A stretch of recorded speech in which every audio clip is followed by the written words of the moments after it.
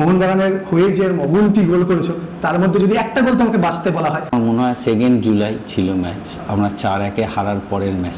ফুটবলের রাজপুত্র ডিয়েগো মারাদোনার সাথে তুমি সময় কাটিয়েছো। মারাদোনা কলকাতায় 2বার এসেছে। হেডে গোল নাকি ভলিতে গোল? ভলিতে গোল, হেডে সবসময় গোল করি। রিসেন্টলি তোমার একটা ইন্টারভিউ প্রচন্ড ভাইরাল হয়েছে এবং মোহনবাগান সমর্থকদের কাছে সেটা খুব একটা, অনেকেই আমাকে বলেছে, আমার অনেক বন্ধুরা আছে তারা মোহনবাগান সাপোর্টার, তারা আমাকে বলেছে। আমারও হালকা তোমার উপর একটু রাগ হয়েছে।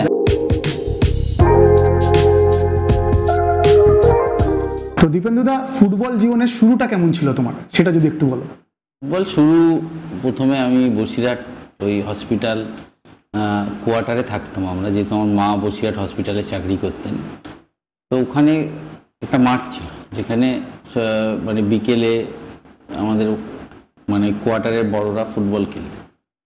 তো ওখানে দেখে দেখে খেলার ইচ্ছা হয়। তারপর আমরা প্রথমে তো মাঠের বাইরে দাঁড়িয়ে থাকতাম, দেখতাম, পরে আস্তে আস্তে তারপরে আবার খেলতে শুরু করলাম। আর ওখানে খেলতাম, তারপরে বসিরহাট হাই স্কুলের হয়ে খেলেছি, তারপরে বসিরহাট হাই স্কুলের হয়ে সুব্রত কাপ খেললাম, তারপরে ওখান থেকে টাটা ফুটবল একাডেমিতে গেলাম, তারপরে তো টিএফএ থেকে মোহনবাগান সাইন করলাম। তারপরে গল্পটা আমরা সবাই জানি। তো এই যে তুমি যখন বেড়ে উঠছিলে ফুটবল যখন খেলতে, সবাই তো যখন আমরা ছোট থাকি কেউ না কেউ একজন আইডল থাকে। তো তোমার ফুটবল জীবনের আইডল কে ছিল, বা একের বেশি অনেকে থাকতে পারে? আমার আইডল বলতে পারেন শিশির ঘোষ। শিশিরদাকে দেখে, শিশিরদার ছবি আমরা বাড়িতে কেটে কেটে রাখতাম, বইয়ে পেপার কাটিং রেখে দিতাম, খাতায় রাখতাম।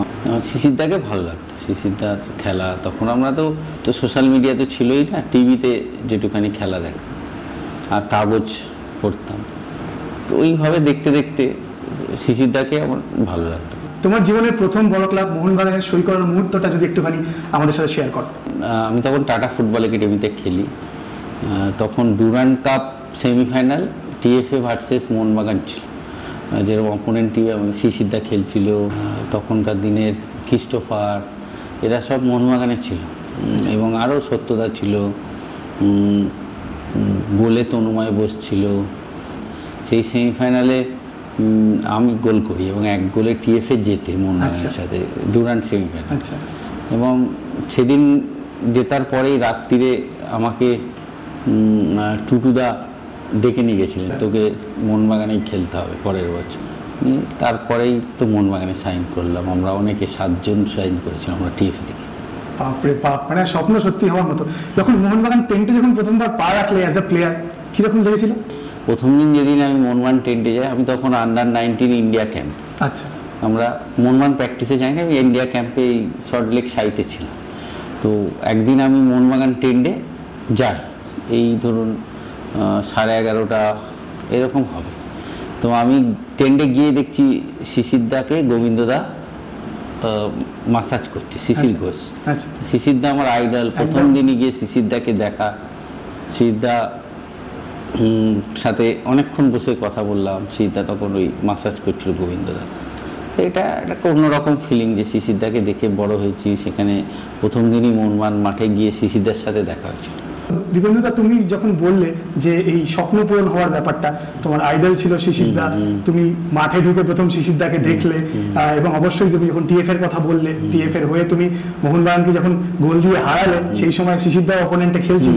তো এরকম একটা মানে স্বপ্ন পূরণের ব্যাপার নিজের আইডলের কাছে। তো সেই সূত্র ধরেই বলি, আমাদের মোহনবাগানের এখন তরুণ তুর্কি দীপেন্দু বিশ্বাস, ডিফেন্ডার, ওনার বাবাকে যখন জিজ্ঞেস করা হয়েছিল একটা ইন্টারভিউতে যে ছেলের নাম আপনি রেখেছেন কার নামে, উনি কিন্তু বলেছেন তোমার নামে রাখা। তো এটা কতটা গর্বের জায়গা? গর্বের, অনেকটা গর্বের জায়গা। কেন যে আমার নামে একজন ফুটবলার তার বাবা নাম দিয়েছেন, সে আবার মোহনবাগানের জার্সিতেই খেলছে, এবং শুধু খেলছে না, ভালো খেলছে, মানে অনেক ভালো ফুটবল দীপেন্দু এবার খেলেছে। এই যে মোহনবাগান লিগ শিল্ড জিতলো, এতে দীপেন্দুরও অনেকটা ক্রেডিট থাকবে, অনেক ভালো খেলেছে। কেন আনোয়ার যাওয়ার পরে মোহনবাগান ডিফেন্স নিয়ে অনেক প্রশ্ন হচ্ছিল, সেই জায়গাটা কিন্তু আমি কোচকে অনেক বেশি ধন্যবাদ দেবো, মালিনাকে, যে ও দীপেন্দুর প্রতি ভরসা রেখেছে এবং দীপেন্দু ভালো খেলেছে। এবং দীপেন্দুর বাবা প্রথম দিন বলেছিল, এটা ভালো লেগেছে যে যাক আমার নামে নাম দিয়েছে, সে আবার মোহনবাগানেই খেলছে। দারুণ অনুভূতি, এটা ভালো লাগা, অনেক মানে ফিলিংসটা অনেক একদম অন্যরকম। একদম মানে এরকম একটা সেম জিনিস হয়েছিল তোমার আইপিএল এ, তোমার সুনীল নারায়ণ যে কেকেআর এর হয়ে খেলে, ওকে যখন তোমার ইন্টারভিউ হচ্ছিল, সুনীল গাভাস্কার যখন ইন্টারভিউ নিচ্ছিল, উনি বলেছিলেন কিন্তু মানে আপনার নামই আমার নাম রাখা, তো একটা খুব গর্বের জায়গা কিন্তু অন্যরকম। অসাধারণ অসাধারণ। তো দীপেন্দ্রদা, তুমি জানো আমাদের এই চ্যানেলটা মোহনবাগানীদের চ্যানেল, প্রচুর মোহনবাগান সাবস্ক্রাইবার রয়েছে আমাদের। তো সেইখানে মোহনবাগান রিলেটেড কিছু প্রশ্ন তোমাকে যেটা করব সেটা হচ্ছে, মোহনবাগান সমর্থকদের সাথে তোমার অভিজ্ঞতাটা কেমন ছিল যখন খেলতে? অনেক ভালো ছিল, মানে তখন আমাদের ডায়মন্ড সিস্টেম, প্রচুর সমর্থক মাঠে আসতো এবং ম্যাচে তো মানে আমরা 2টো নাগাদ যখন আমরা ক্লাবের টেন্টে যেতাম, কলকাতা লিগের ম্যাচ, তো তার আগে থেকে দর্শক রাস্তায় অনেক লোক দর্শক দাঁড়িয়ে থাকতো এবং ম্যাচ শেষের পরেও আমরা তখন অধিকাংশ ম্যাচ জিততাম এবং ফিরতাম যখন, তখনও অনেক সমর্থক থাকতো এবং অনুশীলন প্র্যাকটিসেও প্রচুর সমর্থক আসতো প্র্যাকটিস দেখতে, বা ডার্বির আগের দিন বা কোনো ভালো বড় ম্যাচের আগের দিন, ন্যাশনাল লিগ জেতার পরে, কলকাতা লিগ জেতার পরে। কলকাতা লিগে আমি হাইয়েস্ট স্কোরারও হয়েছিলাম সে বছর, প্রায় 1 লাখের বেশি লোক হলো ওই ফেডারেশন কাপ সেমিফাইনালটা। তারপরের বড় ম্যাচটায় আমি গোল করলাম, সেটাতেও প্রায় 1 লক্ষর ওপর সমর্থক এসেছিল। মোহনবাগান সমর্থক ভালো, এবং প্রত্যেক 29শে জুলাই আমি মোহনবাগান মাঠে যাই, একটা ফুটবল ম্যাচ আমরা খেলি, সেদিনও সমর্থকদের থেকে অনেক বেশি ভালোবাসা, অনেক অনেক মানে মোহনবাগান সমর্থকটা অনেক ভালোবাসে, মানে যেদিনই যাই টেন্টে যারাই বসে থাকুক তারা অনেক ভালোবাসে। তুমি যখন ডায়মন্ড সিস্টেমের কথা বললে, অনেক কোইন্সিডেন্টালি ওটা আমার দেখা প্রথম ম্যাচ, আমি মাঠে গিয়ে দেখেছিলাম এবং খুব বিষণ্ণ হৃদয়ে বাড়ি ফিরেছিলাম। কিন্তু তুমি যেটা বললে তার পরের ম্যাচটা তুমি গোল করে জিতিয়েছিলে, সেই ম্যাচটাতেও আমি মাঠে ছিলাম, তো এটা অসাধারণ মেমোরি। তোমার কাছে তোমার ফেভারিট কোচ কে এবং কেন? আমার যে ফেভারিট কোচ বাঁচতে আমি অমল দত্তর কথা বলবো, অমল স্যার। আরও পিকে স্যার, হাবিব স্যার আমাকে টিএফএ থেকে তৈরি করেছে, কিন্তু অমল স্যার যদি সেই সুযোগ আমায় না দিত মোহনবাগানে, তাহলে আমি হয়তো এই যে জায়গায় আছি সে জায়গায় থাকতাম। তার এক ম্যাচটা আমি ছিলাম না, আমার পায়ে লাগা ছিল, একদম বসিরহাটে গিয়ে আমি ওই নদীর চরে প্র্যাকটিস করছিলাম। এবার 4-1 ম্যাচের পরে অমল স্যার আমাকে ডাকতে পাঠালো, 2জন মোহনবাগানের তখনকার কর্মকর্তা আমার বাড়ি এসেছে, এসে বলল, হ্যাঁ এসে বললো তুই চল আমাদের সাথে। তা তখন আমি মোহনবাগান মেসে থাকতাম ইলিয়াট রোডে। আচ্ছা। তা ওদের সাথে এসে ইলিয়াট রোডে থাকলাম, পরের দিন সকালে প্র্যাকটিসে গেলাম। অমল স্যার বললো তোর পা শুনলাম অনেকটা ঠিক হয়ে গেছে, তুই দেখ প্র্যাকটিস কর। তারপর প্র্যাকটিস করতে শুরু করলাম। তখন রোশন পেরেরা ছিল, আচ্ছা, চিমা ছিল, আব্দুল খালেক। এবার আমাকে টিমে রাখবে কি রাখবে না, আমি একদম শেষ মুহূর্তে, তখন 18 জনের টিম, 18 নম্বরে আমার নাম ছিল লাস্ট। আচ্ছা। তখন অমল স্যার রেখেছিল, তার আগের 2 দিন ধরে আমাকে অনেক হেড প্র্যাকটিস করেছে অমল স্যার নিজে, 2-3 দিন, মানে নিজে হাতে করে বল দিচ্ছে, হেড কর হেড কর হেড কর, অনেক করেছে। এবং ওই ম্যাচটা আমাকে 15 মিনিট আগে নামালো এবং আমি হেডে গোল করে দিলাম, সুপার সাব। হ্যাঁ, এবং তারপর থেকে অমল স্যার বললো তোকে 8টা ম্যাচ সুযোগ দেবো, বসাবো না, তুই দেখি কী করে। 8টা ম্যাচে আমি 13টা গোল করে হাইয়েস্ট স্কোরার হয়ে গেলাম, আর তো বসিনি। তারপরে 10-12 বছর তো কোনো টিম বসায়নি আমার, খেলেছি। তারপরে ইতিহাস সবাই জানে। ওই সুযোগটা অমল স্যার যদি না দিতেন তাহলে খেলতে পারতাম, তাই জন্য অমল স্যারের কথা। তবে পিকে স্যার, হাবিব স্যারের কথাও বলবো, কেন ছোটোবেলায় PK sir, Habib sir, Chowdhury sir হচ্ছে টিএফের রঞ্জন চৌধুরী, যিনি আমরা যখন প্রথম যাই উনি কোচ। আচ্ছা। তারপর চৌধুরী স্যার থেকে আমরা হাবিব স্যারের কাছে গেলাম, তখন চৌধুরী স্যার জুনিয়র টিমটাই করতো, হাবিব স্যার সিনিয়র টিমটাই করতো। তারপর হাবিব স্যার, পিকে স্যার, অমল স্যার, 3 জনের কথা সবসময় বলবো, কেন না হলে তো হতো না। তো মোহনবাগানে খেলার সময় তোমার প্রচুর স্মরণীয় মুহূর্ত তো অবভিয়াসলি থেকে থাকবে, তো সেখান থেকে যদি বেছে একটা স্মরণীয় মুহূর্ত বলো, এবং মোহনবাগানের হয়ে যে অগুন্তি গোল করেছো তার মধ্যে যদি একটা গোল তোমাকে বাঁচতে বলা হয়, সেটা নিয়েও যদি কিছু বলো। সেটা ওই গোলটাই বাঁচবো, যে যতটা আমার মনে হয় 2 জুলাই ছিল ম্যাচ, যেটা আমরা 4-1 হারার পরের ম্যাচটা, কেন ওই গোলটা আমার কেরিয়ারটা মানে আমাকে প্রতিষ্ঠা দিয়েছে। ওই গোলটার পরে আমি 8খানা ম্যাচে 13টা গোল করেছিলাম, তা দিয়ে হাইয়েস্ট স্কোরার হলাম কলকাতা লিগ। ওই গোলটাই আমার কাছে সবচেয়ে ইম্পর্টেন্ট। যত গোলই করি, ধরো ডার্বিতে অনেক গোলই করেছি, কিন্তু ওই গোলটা সবচেয়ে ইম্পর্টেন্ট। এবং গোলের সাথে সাথে যদি কোনো স্মরণীয় মুহূর্ত বলি, আমরা সবাই জানি জাতীয় লিগ জয়, তো তোমার কাছে স্মরণীয় মুহূর্তটা কোনটা? হ্যাঁ, জাতীয় লিগ জয়টা স্মরণীয় মুহূর্ত, কিন্তু জাতীয় লিগ জয়ের শেষ ম্যাচ আমি খেলতে পারিনি, কেন তখন এআইএফএফ এর একটা সিস্টেম ছিল যে এতগুলো কুপন দিত যে এতটা ম্যাচের বেশি সে খেলতে পারবে না। আচ্ছা। সে তো আমরা লাস্ট ম্যাচটা যেটা চিমা হ্যাট্রিক করলো সেই ম্যাচটা আমি খেলিনি, আমি বাসুদা আমরা দুজন ওপরে বসেছিলাম, যেহেতু আমাদের কুপন শেষ হয়ে গেছিল, যেহেতু আমরা তখন ন্যাশনাল টিমে ছিলাম। ন্যাশনাল টিমের একটা নিয়ম ছিল যে এই কটা ম্যাচের বেশি খেলতে পারবে না ন্যাশনাল টিম যারা খেলছে। আচ্ছা। তো এই লাস্ট ম্যাচটা খেলিনি, কিন্তু জাতীয় লিগ জয়টা, দুটো জাতীয় লিগ আমি জিতেছি মোহনবাগানের হয়ে, দুটোই আমার কাছে স্মরণীয়। একদম একদম, শুধু তোমার কাছে নয়, আমাদের মতো সমর্থকদের কাছে স্মরণীয় হয়ে থাকবে। এবার দীপেন্দুদা, তুমি যখন বললে চিমা, ব্যারেটো, ইগার এদের সাথে তুমি খেলেছো, স্টিফেন, সবার সাথে খেলেছো, তো এদের সাথে এইরকম একটা স্টলওয়ার্ড বিদেশি প্লেয়ারদের সাথে খেলাটা তোমার পার্সোনাল লাইফে তোমাকে কতটা সমৃদ্ধ করেছে? অনেক করে। চিমা যেরকম, চিমার একটা ঘটনা বলি যে আমাদের last match eastern rail Mohun Bagan 97-90 যে ডায়মন্ড সিস্টেমের কলকাতা লিগের শেষ ম্যাচ, তখন চিমার গোল আমার 12, চিমার 11। আচ্ছা। শেষ ম্যাচ তো ইস্টার্ন এসে চিমা একটা গোল করে দিয়েছে, তখন আমার আর চিমার 12-12। আচ্ছা। তখন একটা পেনাল্টি পেলাম, তো আমরা যা জানি চিমাই মারবে, কিন্তু চিমা বলটা বসিয়ে আমাকে বললো তুমি মারো। চিমা জার্সি খুলে ড্রেসিং রুমে চলে গেল, মানে আর খেললোই না। এবং আমি ওই গোলটা, পেনাল্টিটা গোল করে আমি হাইস্ট করে হলাম 13টা, আমার 13টা, চিমার 12টা। তো চিমার সাথে আমি খেলেছি, তখন চিমা অনেক হেল্প করেছে, মানে ন্যাশনাল লিগের ম্যাচ, যে কোনো ম্যাচ, প্রচুর ম্যাচ, মানে চিমা গোলে শট মেরেছে সেইটা এসছে, আমি গোল করেছি, অনেক গোল করেছি, মানে তোমাদের পার্টনারশিপটা চিমার সাথে ভালো। চিমা পরে যখন ব্যারেটো এলো তখনও আমি মোহনবাগানে, এবং ব্যারেটো যখন প্রথম এলো অনেকদিন ট্রায়াল দিয়েছিল ব্যারেটো, তারপর বাবলুদা ব্যারেটোকে সাইন করালো, এবং ব্যারেটো কেউ প্রথম থেকে দেখেছি, দুজনেই অসাধারণ প্লেয়ার। তবে চিমা সাথে আমার যেহেতু শুরুটা ছিল, মানে ধরুন বড় ক্লাবের, আমার তখন চিমার অনেক আমাকে হেল্প করেছে, মানে শুধু গোল করা না, নানাভাবে মানসিকভাবে চিমার মানে আমাকে অনেক সাহায্য করেছে। ব্যারেটোর সাথে ভালো সম্পর্ক, একসাথে খেলেছি অনেকদিন, মানে আবার পরে খেলেছি, এগেনস্টে খেলেছি। ব্যারেটো অনেক ভালো বড় প্লেয়ার। তো দীপেন্দুদা, তুমি যখন বলছো যে চিমার কথা, ব্যারেটোর কথা, ইগর, স্টিফেন সবার কথা, তো আমরা সবাই জানি এডমিনসনের সাথে তোমার একটা ভালো বন্ধুত্ব তৈরি হয়েছিল, এবং তুমি ব্রাজিলে গিয়ে ওয়ার্ল্ড কাপ দেখেছিলে, এবং ওয়ার্ল্ড কাপ দেখার সময় তুমি এডমিনসনের বাড়িতেও ছিলে, ওই গল্পটা যদি একটু বলো আমাদের সাথে। এডমিনসনের সাথে আমি ইস্টবেঙ্গলে খেলেছিলাম একসাথে, যে ফেডারেশন কাপ জিতলাম।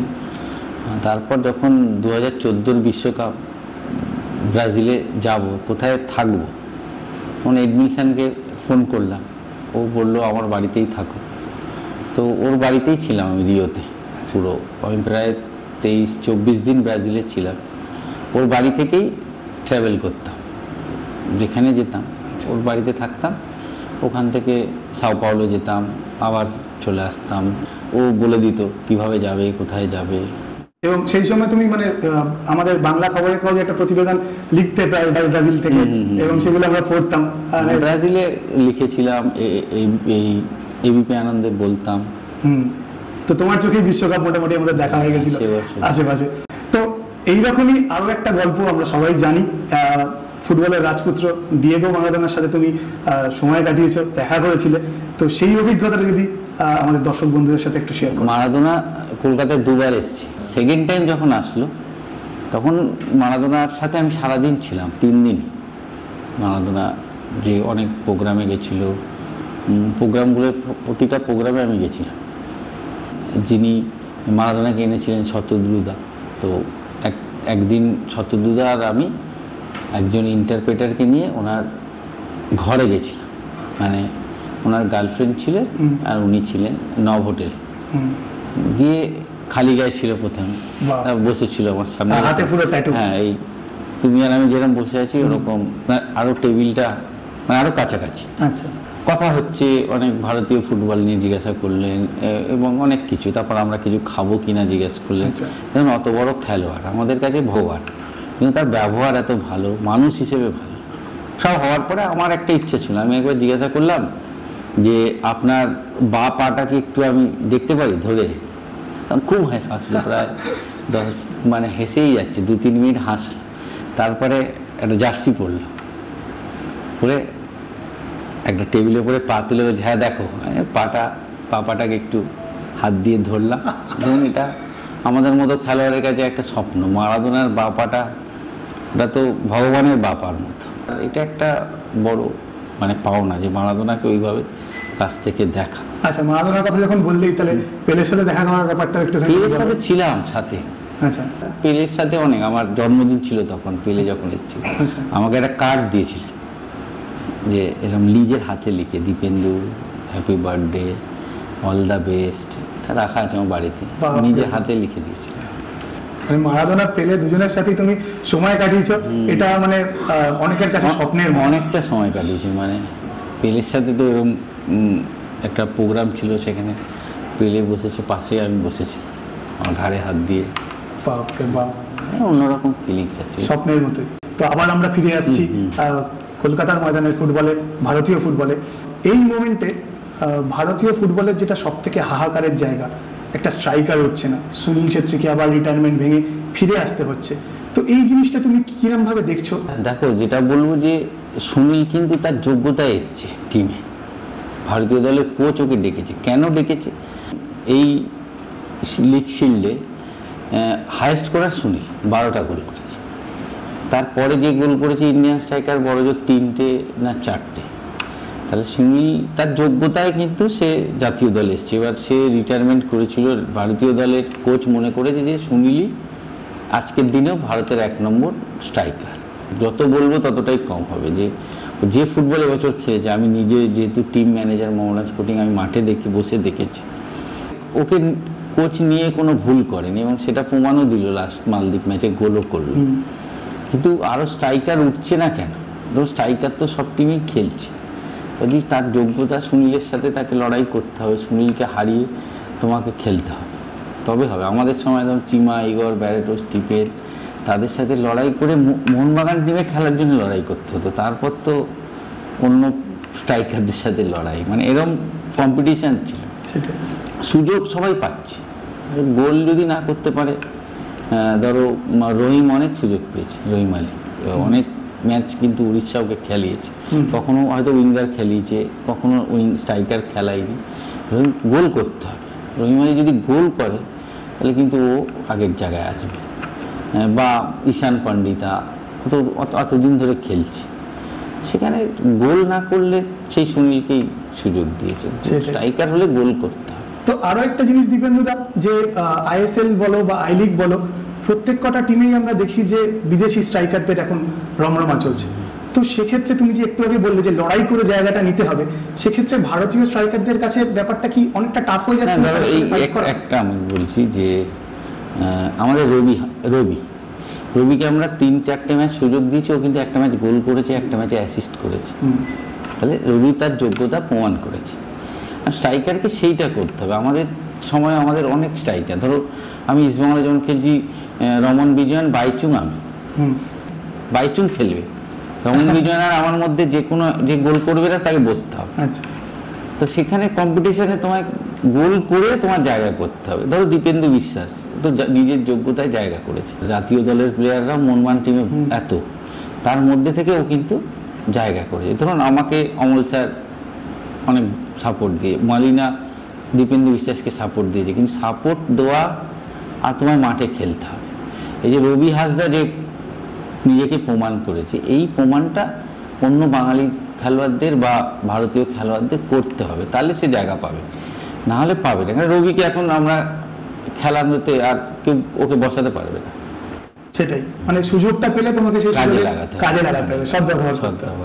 তো দীপেন্দুদা, তুমি জানো, তোমাকে অলরেডি আমি বলেছি, আমরা এটা মোহনবাগান রিলেটেড চ্যানেল, আমি নিজেও প্রচন্ড ডাইহার্ট মোহনবাগান ফ্যান। রিসেন্টলি তোমার একটা ইন্টারভিউ প্রচন্ড ভাইরাল হয়েছে এবং মোহনবাগান সমর্থকদের কাছে সেটা খুব একটা মানে আঘাত দিয়েছে, একটা ভুল বার্তা পৌঁছে দিয়েছে, যেখানে তুমি বলেছো মোহনবাগান 10 বছর ধরে আইএসএল খেলছে, আরোতে কিন্তু সেটা নয়।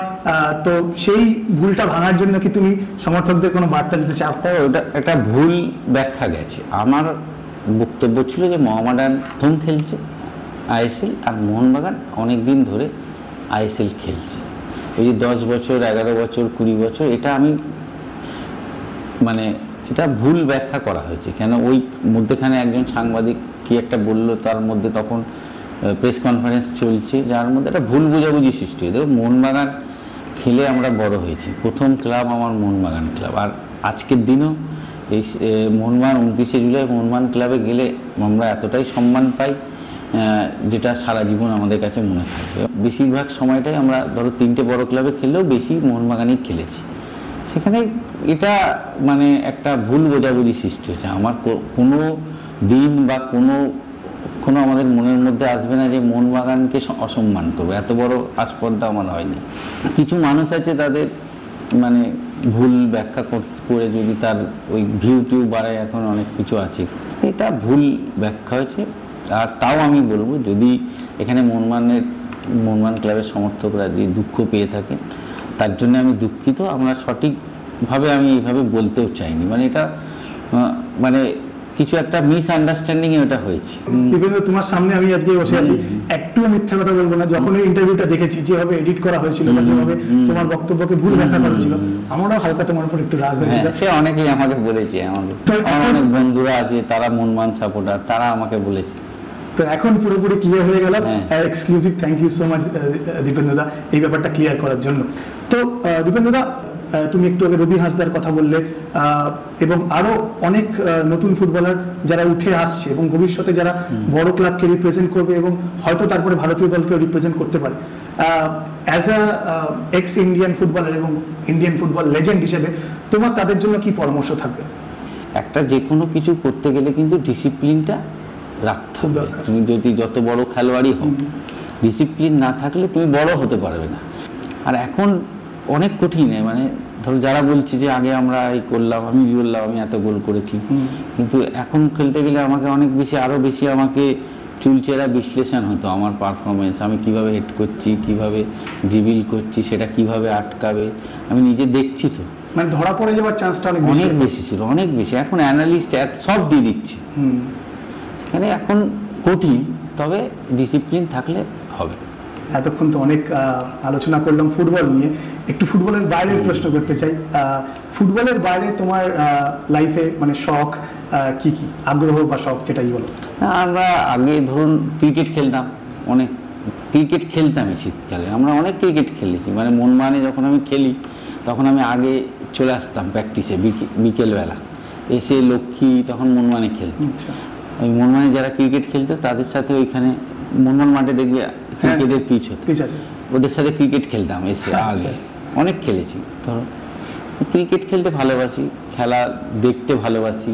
ধরো বিদেশি ফুটবল 3টে বিশ্বকাপ গিয়ে দেখেছি মাঠে বসে। আচ্ছা, 3টে বিশ্বকাপ? হ্যাঁ, ব্রাজিল 2014, 2018 রাশিয়া, 2022 কাতার।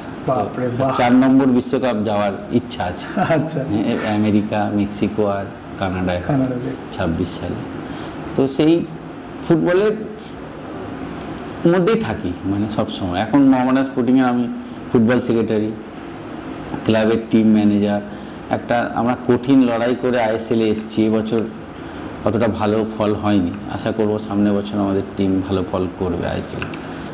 ফুটবল যখন ছুটি থাকে তখন আমি আমার বাড়ি বসিরহাট, ওখানে বন্ধুবান্ধব আছে ছোটোবেলার, আমার নিজস্ব ক্লাব আছে, ফুটবল কোচিং সেন্টার আছে, ওখানে আমরা যাই, ওখানে থাকি। ওখানে অনেক বাচ্চা আছে, প্র্যাকটিস করে, ওখানে থাকি। দীপেন্দ্রদা, আজকের এই অনুষ্ঠানের শেষ সেগমেন্ট যেটা র্যাপিড ফায়ার, তোমাকে 2টো করে অপশন দেবো, তোমাকে তার মধ্যে চুজ করতে হবে এবং বলতে হবে তোমার পছন্দের জিনিসটা কোনটা।